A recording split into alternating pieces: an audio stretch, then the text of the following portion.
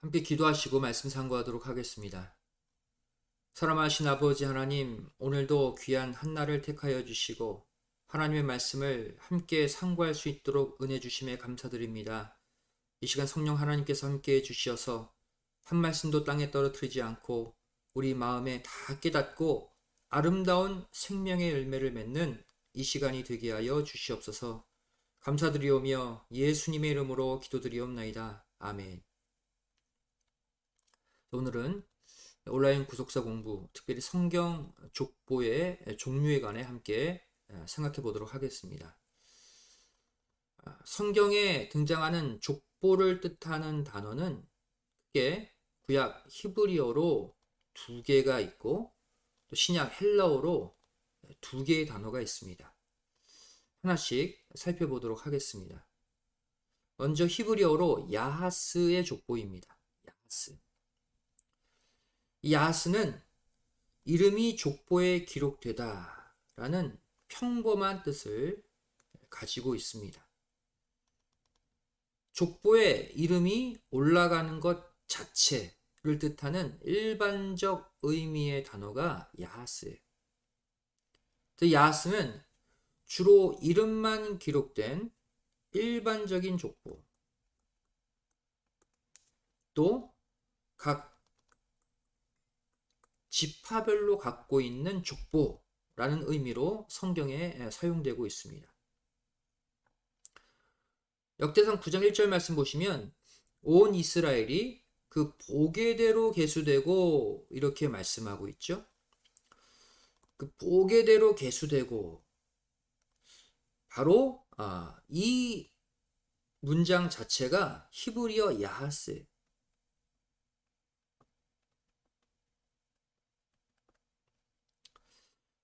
자, 이것을 표준 세번역으로 번역해 보면 온 이스라엘이 족보에 오르고 족보에 이름이 올라가는 것 자체가 바로 히브리어 야하스입니다.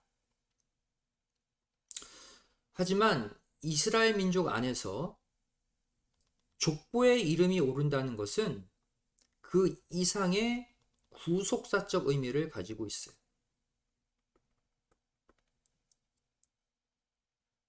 에스겔 13장 9절 말씀 보시면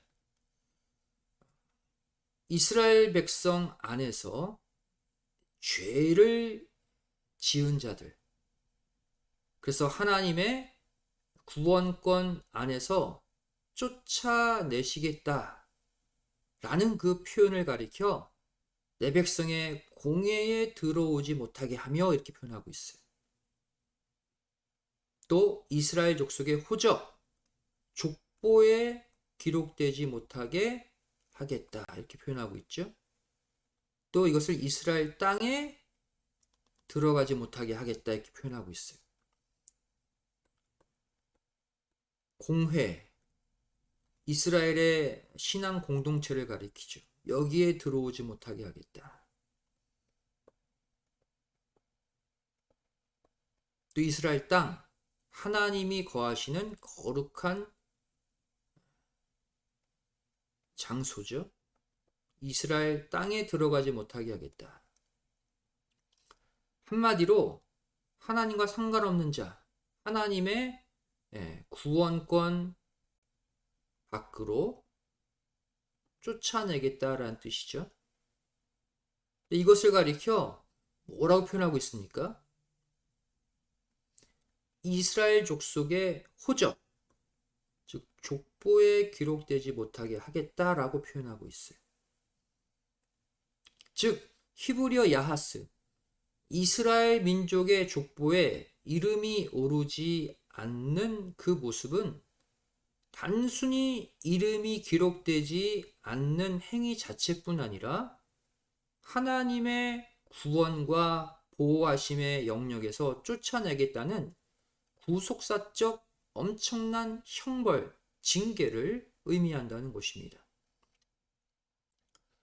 그래서 이렇게 이스라엘 민족 안에 족보의 이름이 기록되는 이 모습이 구원의 당락과 연결되어 있다는 것이죠. 즉 오늘날로 비유하면 마지막 하늘나라에서 우리의 이름이 기록되어야 할 이 생명책 족보의 기록 원리를 히브리어 야하스는 보여주고 있다는 거예요. 마지막 때도 우리가 영적 이스라엘 백성으로서 족보에 기록되지 못한다면 하나님 나라에서 신령한 공회에서 쫓겨나고 신령한 천국의 땅에서 쫓겨날 수밖에 없음을 보여주고 있는 것이죠. 두 번째, 히브리어 톨레돗이라는 족보가 있습니다. 이 톨레돗은 새끼를 낳다 라는 뜻의 히브리어 얄라드에서 유래된 단어예요. 창세기에는 총 10개의 톨레돗 족보가 있습니다. 그래서 창세기의 별명이 뭐예요? 많은 톨레돗의 족보를 갖고 있다고 해서 족보의 책이라는 별명을 가지고 있습니다. 그만큼 족보가 성경에서 중요한 비중을 차지하고 있다는 것이겠죠. 이 톨레돗 족보는 독특한 특징이 있습니다. 그중 첫 번째 특징이 무엇입니까? 바로 시조가 되는, 조상이 되는 한 사람을 전제로 해서 그에 의해서 족보가 발생되었다 라는 의미로 이 톨레돗이 사용되고 있습니다. 어느 한 사람으로부터 출발한 족보의 의미를 강조할 때 톨레돗이라는 단어를 쓴다는 것이죠. 민수기 1장 20절 말씀 보시면 이스라엘의 장자 르우벤의 아들들에게서 난 자를 그랬어요. 다 계수했다. 그래서 난 자를 이라는 단어가 히브리어 톨레돗입니다.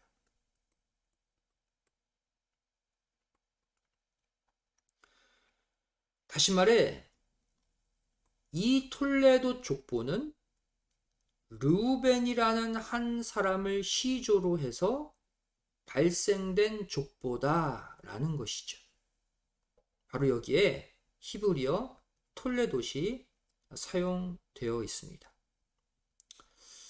두 번째, 더 나아가서 이 톨레돗은 일반적 족보의 개념 외에 구속사적으로 중요한 인물이나 사건, 또 구속사적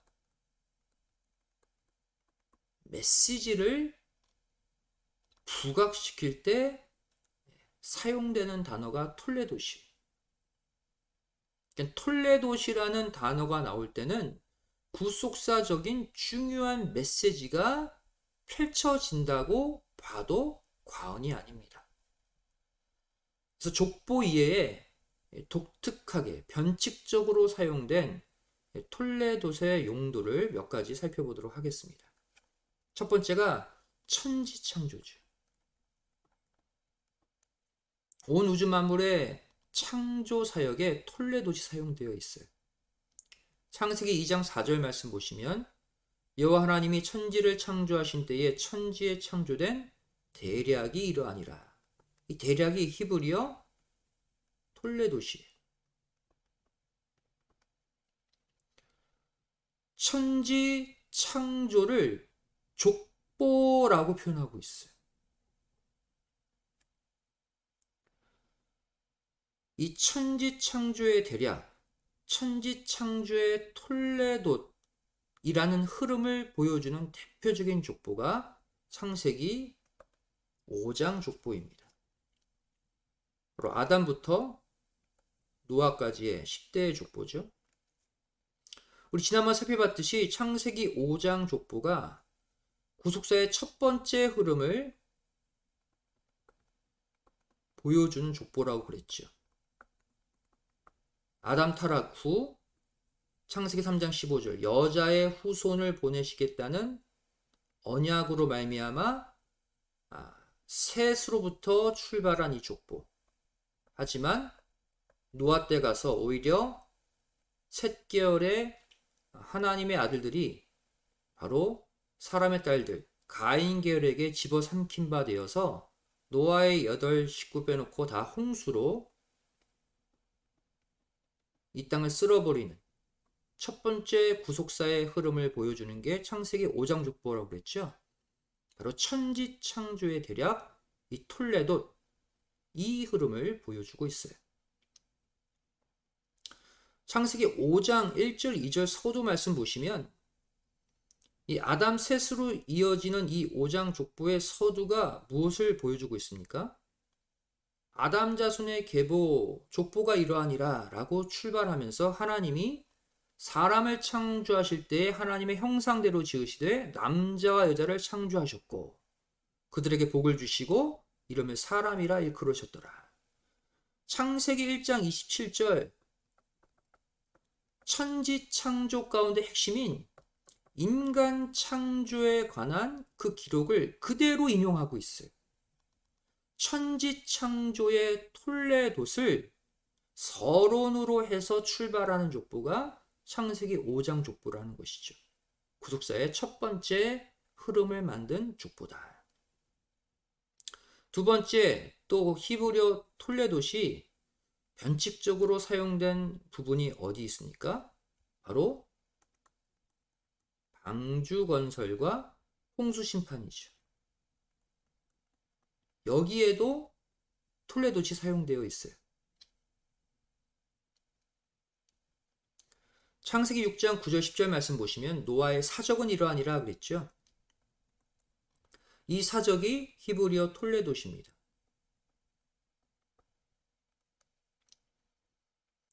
노아의 족보는 이러하니라 이렇게 말씀해 놓고서는 그 다음 보시면 노아가 방주를 지었다라는 방주 건설 스토리가 나와요.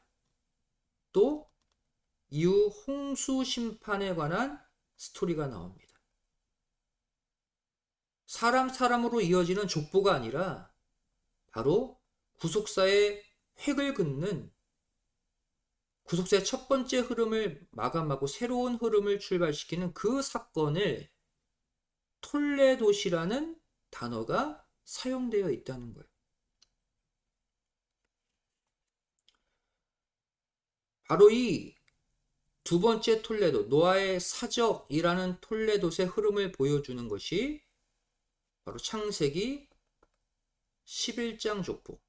노아의 아들 셈으로부터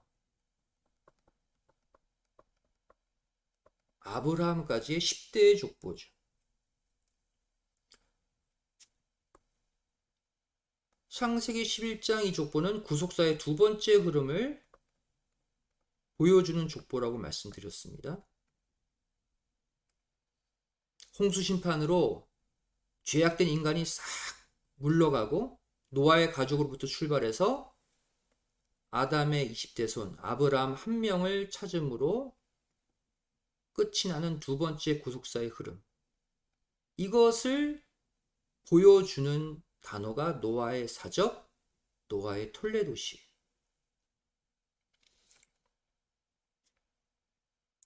세 번째, 또 이 톨레돛이 변칙적으로 사용된 부분이 바로 횃불 언약의 열매를 보여줄 때 이 톨레돛이 사용되어 있다는 거예요. 창세기 37장 2절 말씀 보시면 이번에는 야곱의 약전이 이러하니라 그랬죠. 이 약전이 톨레돛이에요. 야곱의 족보가 이러하니라 그렇게 선포하고서는 요셉 이야기가 나와요. 이번에는 노아 때처럼 노아의 사적은 이러하니라 하고 노아의 방주 건설 얘기 이렇게 노아와 상관된 이야기가 나왔다면 이번에는 야곱의 약전 톨레돛은 이러하니라 해놓고선 야곱의 이야기가 아니라 아예 요셉의 이야기로 바뀌어서 나온다는 것이죠. 자, 이것은 우리에게 무엇을 보여주고 있습니까? 야곱의 약전, 야곱의 톨레돗의 핵심은 바로 요셉이라는 것을 보여주고 있죠.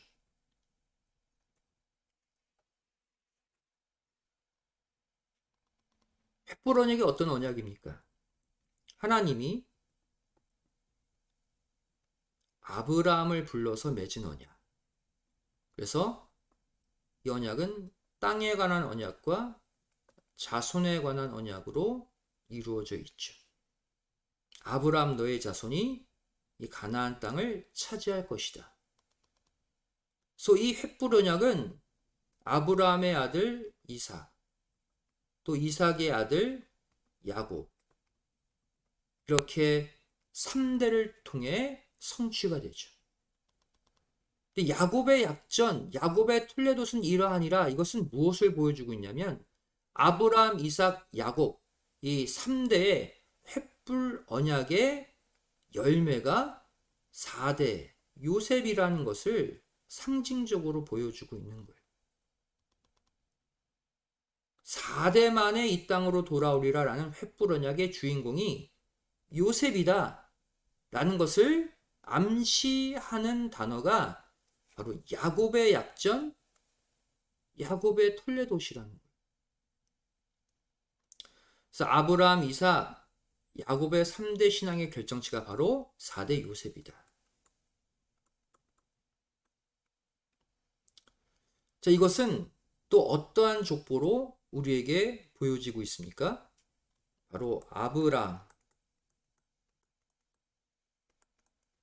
시작하는 마태복음 1장 족보가 바로 이 횃불 언약의 성취, 예수 그리스도가 이 땅에 오시는 이 흐름으로 나타나지고 있다라고 볼 수 있습니다.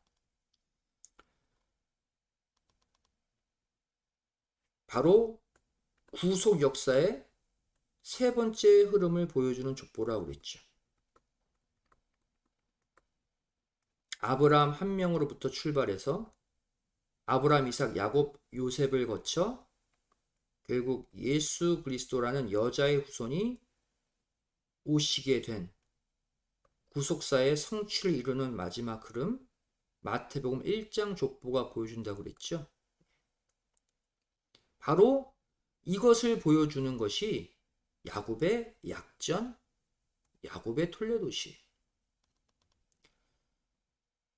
자, 이렇게 우리가 톨레돗 족보를 간략하게 정리하고 이제 신약으로 넘어가서 신약의 족보를 뜻하는 또 헬라어 단어 게네시스가 있습니다.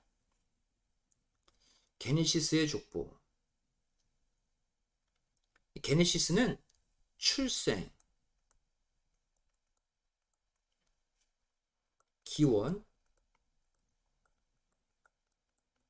시작이라는 뜻을 가지고 있어요. 무언가의 근본, 진정한 시작을 가리키는 단어가 게네시스. 여기서 족보라는 의미가 생겨나게 된 것이죠. 이 게네시스는 나타라는 뜻의 겟나오에서 유래된 단어입니다. 그래서 이 게네시스는 앞서 살펴본 히브리어 톨레돗과 같은 의미, 같은 용도로 사용되고 있는 것을 볼 수가 있어요. 앞서 톨레돗은 어떠한 용도로 사용된다고 그랬어요? 일반적 족보의 의미로도 사용되지만 변칙적 의미로 구속사적인 중요한 흐름을 가리킬 때, 중요한 메시지를 전달할 때 특별히 사용되는 단어가 톨레돗이라고 그랬죠. 마찬가지, 이 게네시스도 일반적 족보의 의미로도 사용되지만 변칙적으로 구속사의 중요한 메시지를 전달할 때 이 단어가 사용되고 있다는 사실이에요. 그래서 신약 성경에 출생, 또 족보로 사용된 게네시스의 용도를 살펴보도록 하겠습니다. 출생, 족보의 의미로 신약에 총 3번 등장을 해요. 그중 첫 번째가 신약의 맨 처음에 등장하는 예수 그리스도의 족보죠.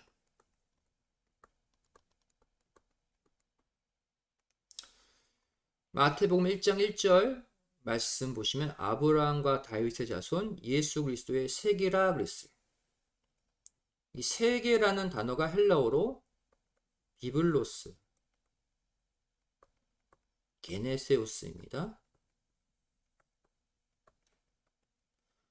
비블로스는 책이란 뜻이죠. 게네세우스는 족보를 뜻하는 게네시스의 형용사형 어미가 붙었어요. 족보의 이런 뜻이죠. 비블로스 게네세우스, 족보의 책, 즉 족보책이다 라는 의미입니다. 마태복음 1장 예수님의 족보는 마태복음 1장 1절부터 17절까지의 짧은 족보예요. 아브라함부터 예수 그리스도까지 42대. 다윗이 2번 계수되었기 때문에 인물로는 41명의 인물들을 다루고 있는 짧은 족보인데 이것을 책으로 표현하고 있다. 이 안에 구속사적 메시지가 엄청나게 숨겨져 있다는 뜻이죠. 두 번째, 또 이 게네시스가 신약에 어디에 사용되어 있을까요?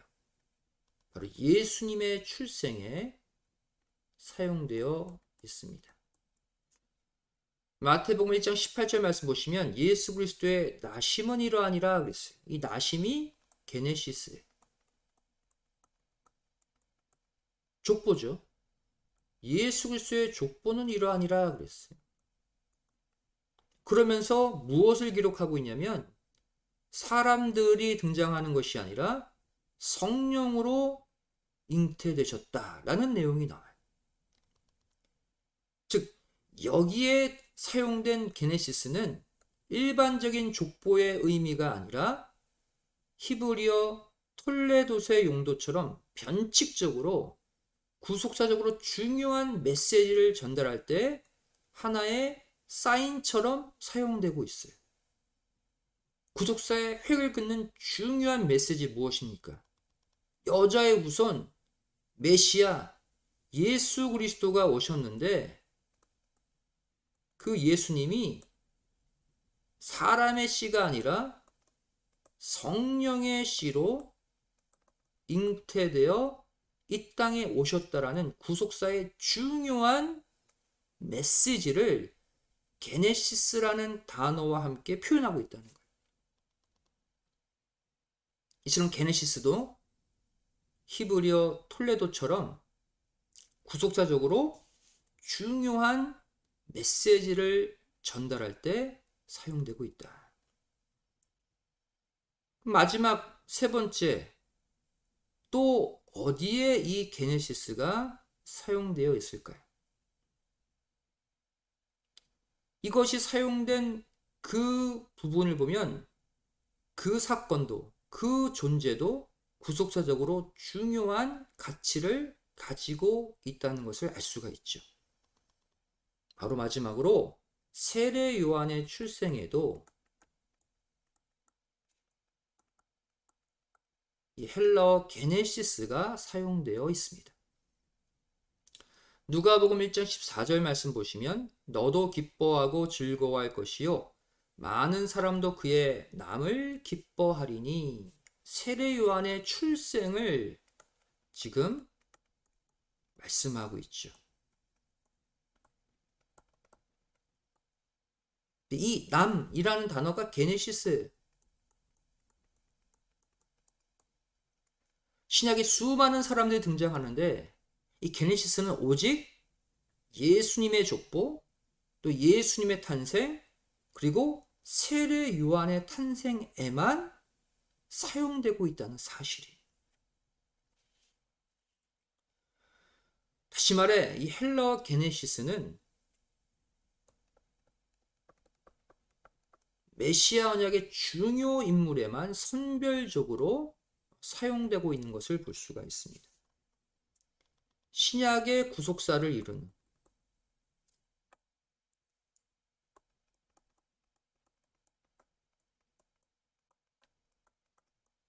그 핵심 인물이 누구라는 거예요. 바로 예수 그리스도와 세례 요한이라는 것을 이 두 사람의 출생에만 사용된 게네시스라는 단어가 알려주고 있는 것이죠. 세례 요한과 세례 요한이 증거하는 예수님을 통해 신약의 구속사가 주도적으로 흘러갈 것을 말씀해 주고 있는 것입니다.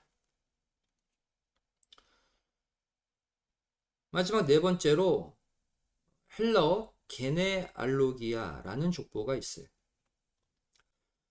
이 게네알로기아는 게네아와 로고스의 합성어죠.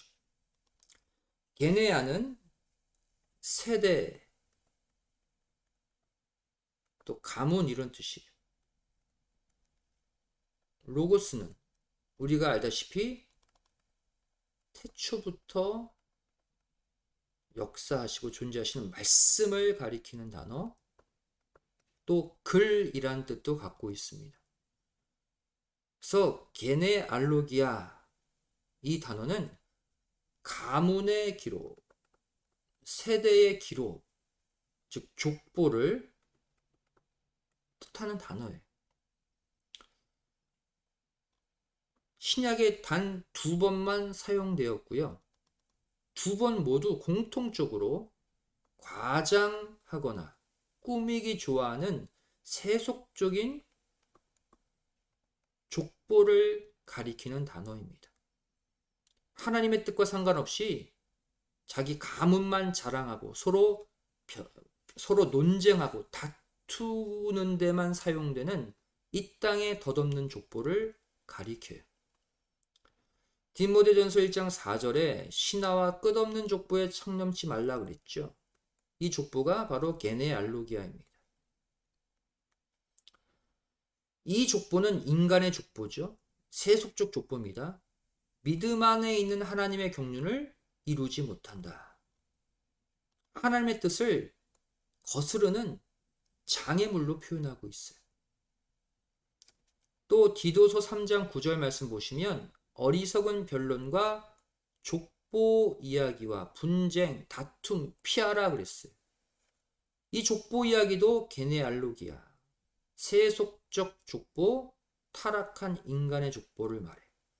인간의 족보는 서로 분쟁만 일으키고 다툼만 일으킨다는 거예요. 우리 집안 대수가 훨씬 더 길다? 우리 집안은 뼈대 있는 집안이다? 서로 싸우는데 재료로 사용되는 족보죠. 하지만 게네시스의 족보, 성경 족보는 반대로 하나님의 경륜을 이루는 족보예요. 이 땅의 모든 분쟁과 다툼을 끝내는 족보라는 사실이죠. 그래서 우리는 세속적 족보, 게네알로기아의 족보는 우리가 다 잘라버리고 바로 톨레도, 게네시스, 하나님의 구속사의 흐름을 압축한 성경 족보에 우리는 더 관심을 갖고 연구해야 된다는 거예요.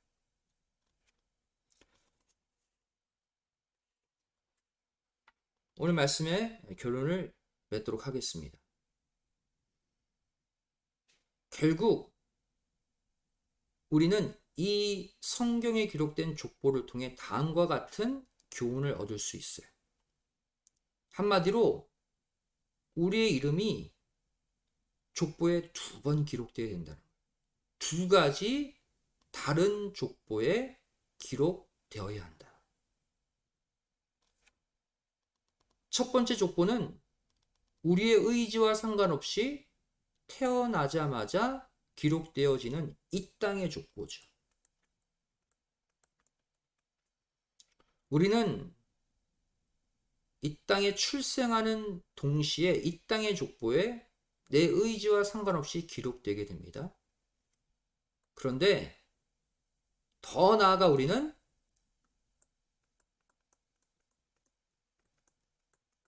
하늘나라의 족보에 또다시 기록되어야 한다라는 사실이에요.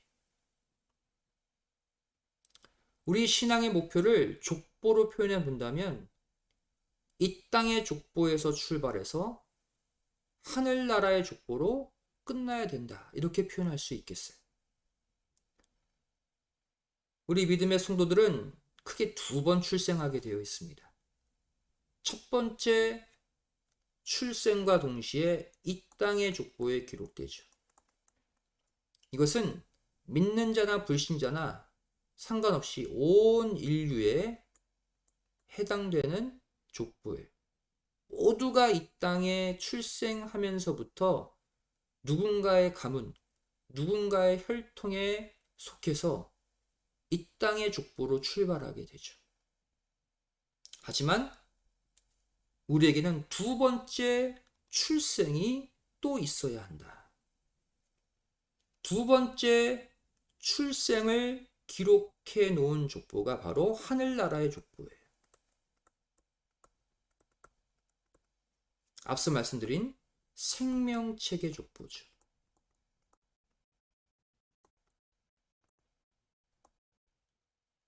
이 땅의 족보에 기록되는 순간 이 땅 그 어느 나라에 우리의 신분이 속하게 되죠.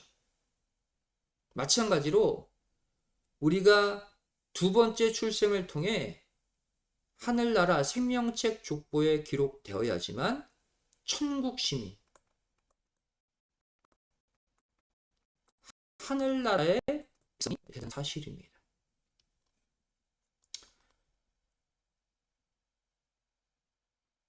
요한복음 3장 3절 말씀 보시면 이 첫 번째 족보에서 두 번째 족보로 옮겨 타는 역사를 기록하고 있죠. 첫 번째 출생에서 두 번째 출생으로 이 땅의 족보에서 하늘나라의 족보로 우리가 나아가는 역사를 성경은 거듭남이라고 표현하고 있어요. born again이죠. 다시 태어나는 역사다. 우리는 반드시 두 번째 태어남, 거듭남의 역사에 동참해야 된다는 거예요. 요한복음 3장 3절을 말씀하고 있습니다. 사람이 거듭나지 아니하면 하나님 나라를 볼 수 없다. 두 번째 출생을 하지 못하면 하늘나라의 족보, 생명책 족보에 우리의 이름이 오를 수 없다라는 얘기예요. 여기서 거듭이라는 단어가 나오죠. 이 거듭은 헬라어 아노덴입니다. 네 가지 뜻을 가지고 있어요. 먼저 위로부터, 또 처음부터, 다시, 새로이 라는 뜻을 갖고 있죠. 그리고 나다라는 단어는 헬라어 겟나오예요. 나타라는 뜻도 있지만 하나님의 언약의 흐름을 잇는다라는 뜻을 또한 가지고 있어요. 즉 혈통적으로 이어지지 않아도 하나님과 언약을 맺은 이 사람 안에 있는 언약을 전수받으면 그 사람이 바로 겟나오의 흐름의 다음 존재가 된다는 거예요. 성경에는 나타라는 또 다른 단어가 하나 있는데 바로 티크토라는 단어죠. 티크토는 똑같이 나타난 뜻인데 혈통적 출생을 가리켜요. 육신적 출생을 가리키죠.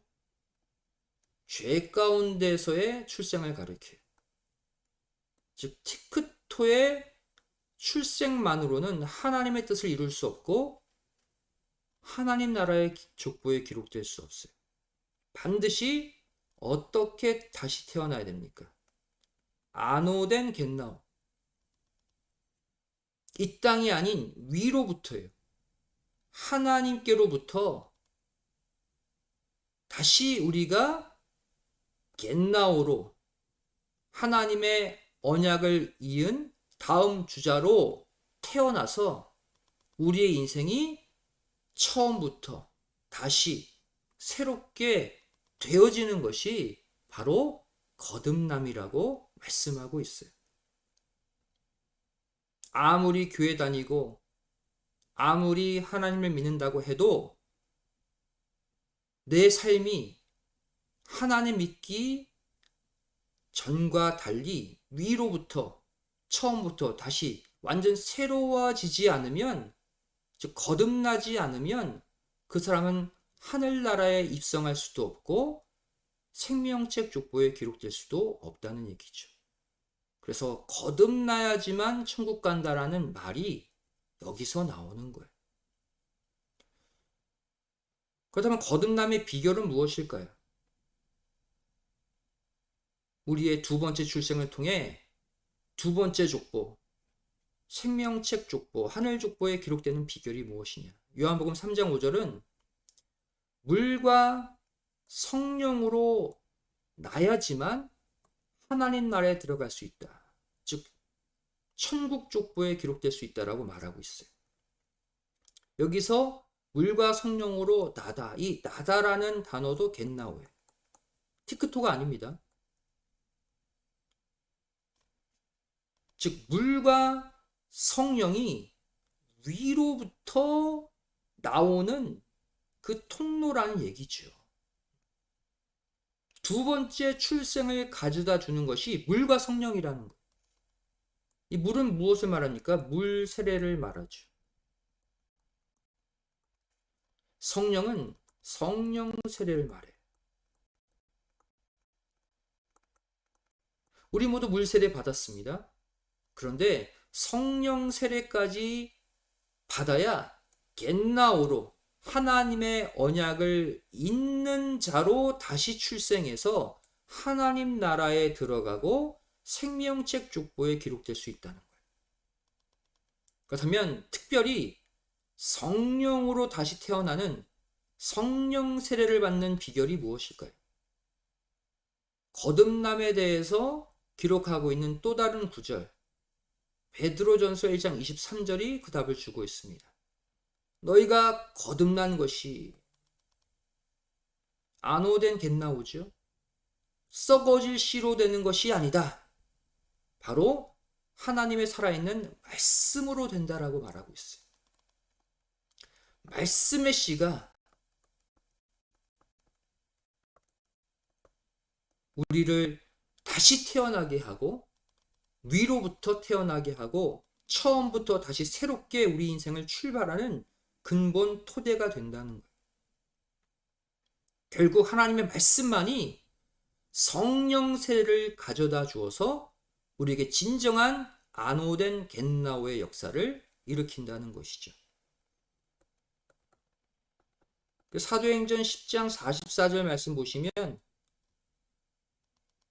고넬료 가족이 하나님의 말씀을 들을 때 어떻게 됐습니까? 성령 세례가 임했다고 말씀하고 있어요. 다시 태어났습니다. 위로부터 처음부터 다시 새로운 삶을 출발하게 됐어요. 이것을 일으키는 근본 역사, 원동력이 말씀이고 성령이라는. 그래서 말씀의 역사와 성령의 역사는 항상 함께 갑니다.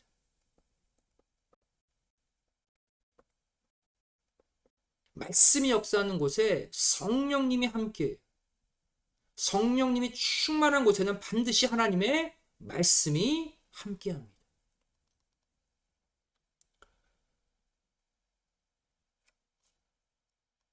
사랑하는 성도 여러분, 따라서 우리는 하나님의 말씀을 읽고 듣고 배우는데 애를 써야 돼요. 하나님의 말씀으로 성령의 역사를 가져오고 이 성령의 세례를 받을 때 비로소 두 번째 출생, 거듭남을 통해 천국, 하늘나라의 족보에 기록되는 거예요. 그래서 우리 오늘 이 단어만 기억합시다. 안호된. 아직까지 하나님의 말씀을 받았다고는 하지만 이전의 삶과 별반 다름없이 늘 죄악의 유혹에 넘어가고 쓰러지고 세상과 타협하며 살았다면 오늘 이 순간 안호된 겟나우,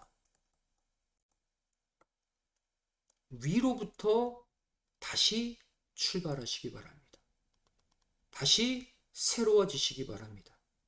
그래서 겟나우, 하나님의 언약의 대를 잇는 믿음의 사람으로 다시 출발하셔서 마지막 천국 생명책 족보에 그 이름이 흐려지지 않고 반드시 끝까지 기록되시기를 주님의 이름으로 축원드리겠습니다.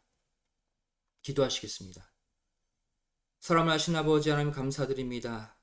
오늘 성경 족보를 통해 다시 한번 우리의 두 번째 출생, 거듭남의 역사를 바라보게 하여 주심에 감사드립니다. 저를 이 땅의 족보에 첫 번째 출생으로 기록되었지만 두 번째 출생, 위로부터 처음부터 다시 새로워지는 거듭남의 인생들 되게 하여 주시어서 천국 족보, 생명책 족보에 반드시 우리의 이름이 기록되는 승리의 끝이 되길 죄를 간절히 바라고 소원합니다. 이제 다시 세상을 향해 나갈 때 이전과 다른 거듭남의 인생으로 승리하게 하여 주시옵소서. 감사드리오며 예수님의 이름으로 기도드리옵나이다. 아멘. 감사합니다.